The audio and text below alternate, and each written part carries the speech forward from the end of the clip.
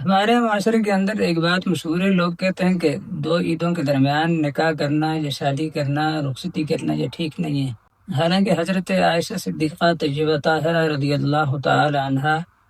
ان کا نکاح اللہ کے رسول صلی اللہ علیہ وسلم کے ساتھ شوال کے مہینے میں ہوا، اور رخصتی بھی شوال کے مہینے میں ہوئی۔ تو اس لیے حضرت عائشہ رضی اللہ تعالی عنہا پسند کرتی تھی نکاح اور شادی کی تقریب شوال کے مہینے میں ہو، کیونکہ فرماتی تھی کہ میرا نکاح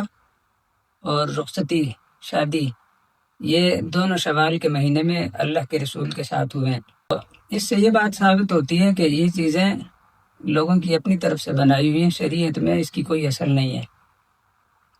اور پھر حضرت عائشہ رضی اللہ تعالی عنہا کے نکاح کے لیے جب نبی علیہ السلام نے حضرت ابوبکر صدیق رضی اللہ تعالیٰ عنہ کے پاس پیغام بھیجا، تو حضرت ابوبکر صدیق رضی اللہ تعالیٰ عنہ نے فرمایا کہ میں تو اللہ کے رسول کا منہ بولا بھائی ہوں۔ تو اس طرح حضرت عائشہ رضی اللہ تعالیٰ عنہ رسول اللہ صلی اللہ علیہ وسلم کی بھتیجی ہوں گی،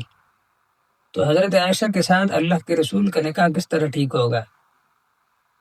علماء نے لکھا ہے کہ حضرت عائشہ رضی اللہ تعالیٰ عنہ کے رسول اللہ صلی اللہ علیہ وسلم کے ساتھ جو نکاح ہوا ہے، شادی ہوئی ہے شوال کے مہینے میں، اس سے بہت ساری رسومات، پرانے زمانے کی جو رسومات ہیں، لغو رسومات، یہ ٹوٹی ہیں، ان کی بندشیں ٹوٹی ہیں۔ تو نبی علیہ السلام نے حضرت ابوبکر صدیق رضی اللہ تعالیٰ عنہ سے فرمایا کہ انت اخن فی الاسلام، آپ میرے اسلامی بھائی ہیں، یعنی مراد یہ ہے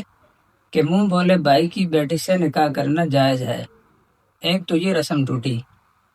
کہ پرانے زمانے میں منہ بولے بھائی کی بیٹی سے نکاح کو ناجائز سمجھا جاتا تھا،